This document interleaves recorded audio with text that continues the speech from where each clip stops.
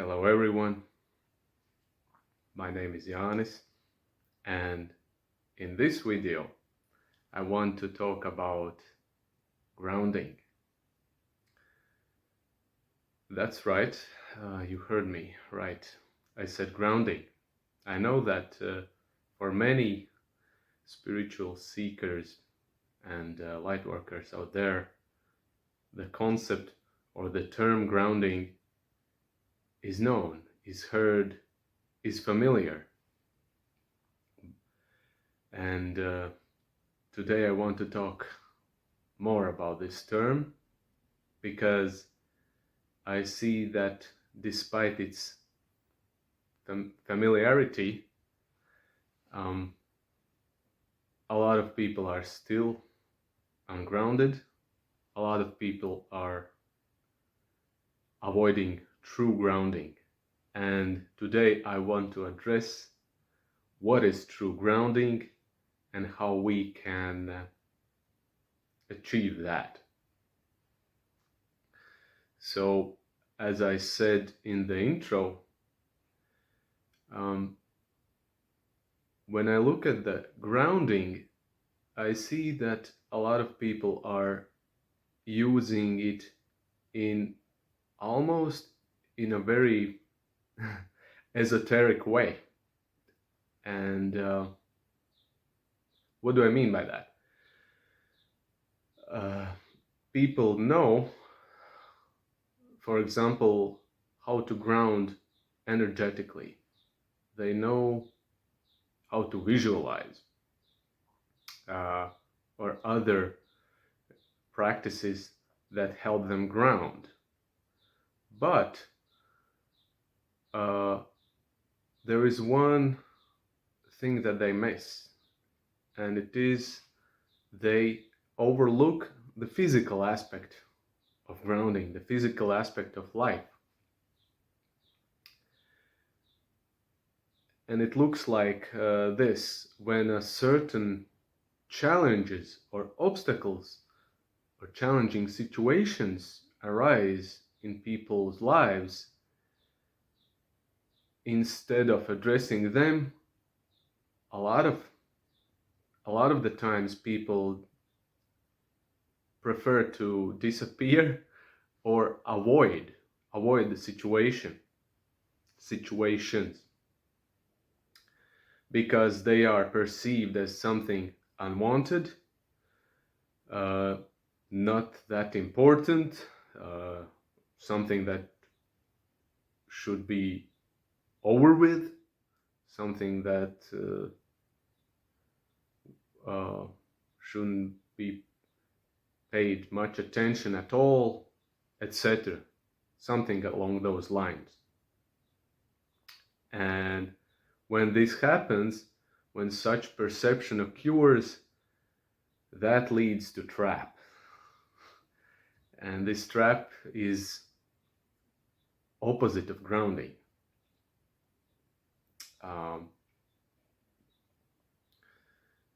So instead of avoiding the situations which is opposite of grounding,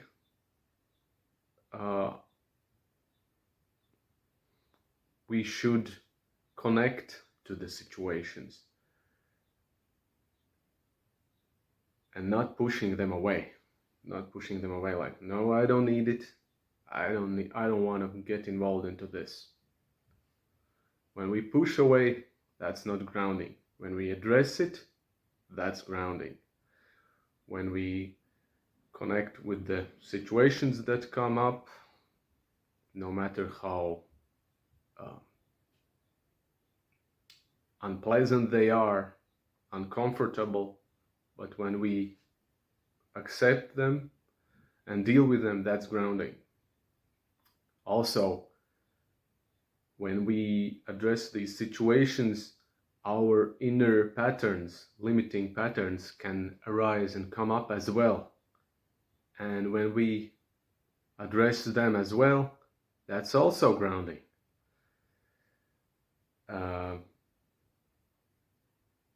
In this way, when we address situations and our limiting patterns that cause the resistance to face these situations, we start to heal ourselves. We heal our life, we heal these situations, and through them we heal ourselves, because we are one with the life. We don't have life, we are life. And what we call as our external life is just a mere reflection of our inner state of our consciousness. That's it.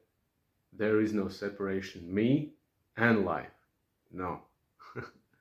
All is one. That is true. So connecting, instead of pushing away, connecting, accepting, okay, what is this showing to me? What do I need to learn through this? And each of us in our lives, we have some major themes that we need to go through in life. That's normal. That's part of our growth, development journey, our spiritual growth, our awakening. That's completely normal. And if we want to avoid certain situations that repeat in our life, that is usually a very strong indication that there is a certain pattern involved that causes resistance to push this specific situation away. And if we want to change, we have to address this pattern that causes the resistance, not to look at the situation or desire to push it away. We need to address it. And in this way, instead of avoiding these uncomfortable situations, we use them as a tool, as a means, as a way to shift and transform through them. And it serves us as a major awakener. That's it. And so the first step is to start looking at the situation, not pushing it away. When we look at it, all kinds of things can arise. Certain thoughts, certain memories, feelings, emotion, that's part of the process. And when we start looking at them, we can start to become more aware. And awareness brings the potential of change. And when we become aware, we can start to calibrate and change our behavior. Instead of doing things the old way, we can start do things a different way. And when we change our behavior in a specific situation or a context, then we can start to heal the pattern that caused this situation in the first place. Does it make sense? Okay.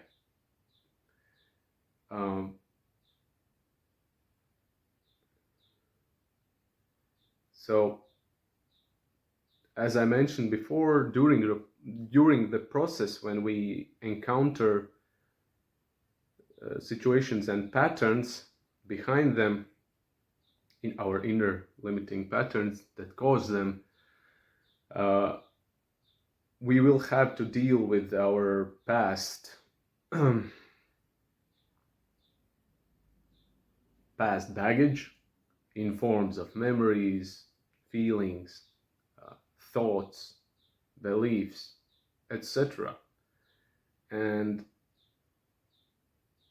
if we don't avoid them, but we process them out, we allow ourselves to be pulled out of the past trauma of the of this pattern. And of course it can be very hard, and you might want to quit because it causes a lot of unpleasant feelings in your life and suffering. But if you quit, then you stay in the comfort zone, and in comfort zone you remain in status quo, where no change is happening at all. So if you are going, or you know that you need to go through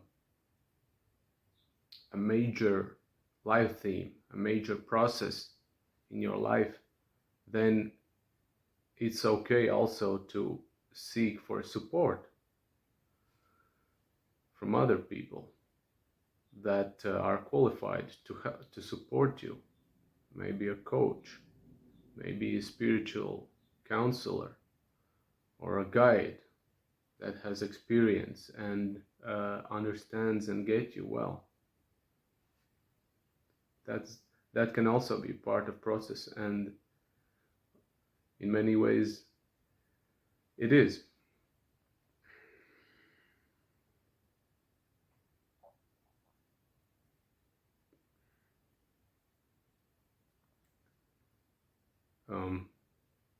Yeah, a little bit more.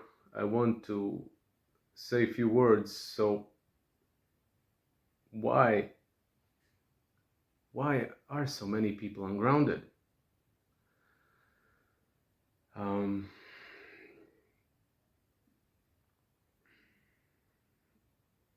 Ungrounded basically means that these people are lost in a non-physical dimensions or worlds, if you can say it like that. By non-physical, I mean thoughts, emotions, feelings, astral travels, out-of-body experiences, dreaming, etc. Everything that is opposite to the physical reality, physical life. And why is that? Major reason is people get traumatized or got abused, usually in early age, and in order not to experience this similar pain, they want to avoid that. They want to get away from that, distract themselves from that. How to do that? By living in a non-physical dimensions.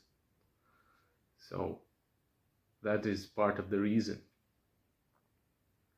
But the paradox is the more people stay in non-physical dimensions, the harder it gets for them to ground. Because thoughts and emotions are also connected with our body, and if we live in a land of thoughts, land of negative thoughts and feelings that make us suffer, it directly gives a signal to our physical body that it's not safe, it's not safe, it's not safe. And so people don't want to return to their bodies. But when in actuality they are safe, but they keep living in a dimension of thoughts and emotions that make them feel unsafe, it starts to it starts to interfere with their physical life. Then there is this huge problem.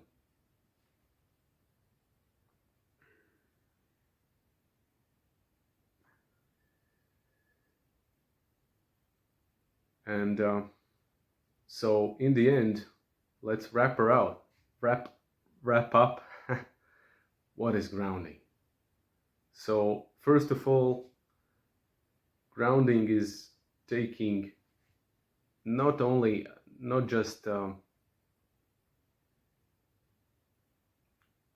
in energetic level, for example, meditating or other practices that allows you to ground, but also taking physical actions, right physical actions in the right time, because everything else is basically a distraction. That's grounding. Grounding is also being present in the moment. What am I required to do in this moment?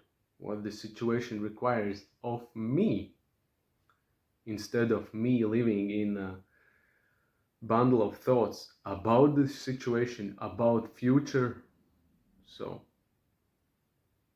that's, if we get lost in thoughts, that's not grounding.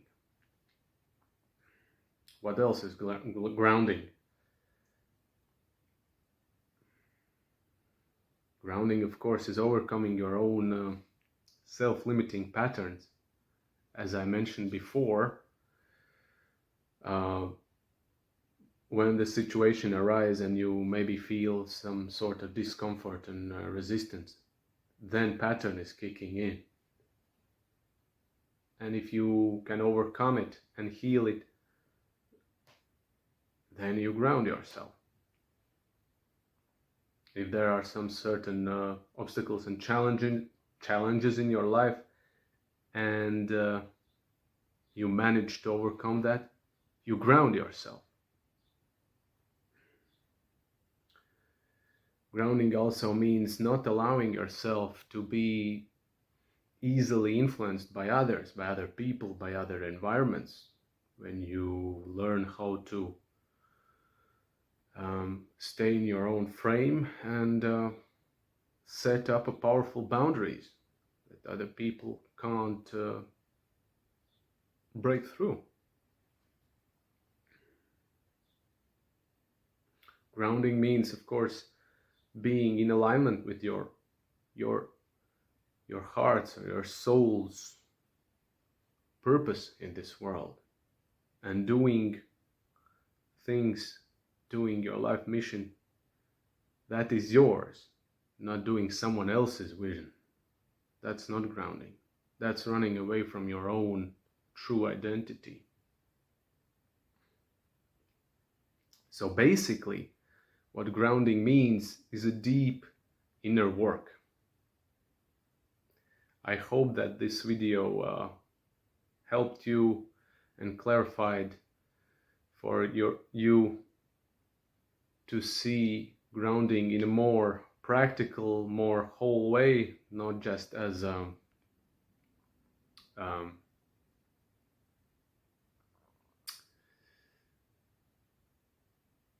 meditation, visualization, or sometimes as people use the term earthing. One thing that I forgot to mention, how can you ground? Of course, you can also use grounding foods as well. Foods that resonate with your first chakra. For example, potatoes, carrots, kale, and so on. There are many foods that resonate with the first chakra. Also, using colors. Red color, like I am using at the moment, that's also part of the grounding. Why red? Red again resonates to the first chakra. So this is just an example. Thank you for watching, and see you in the next videos.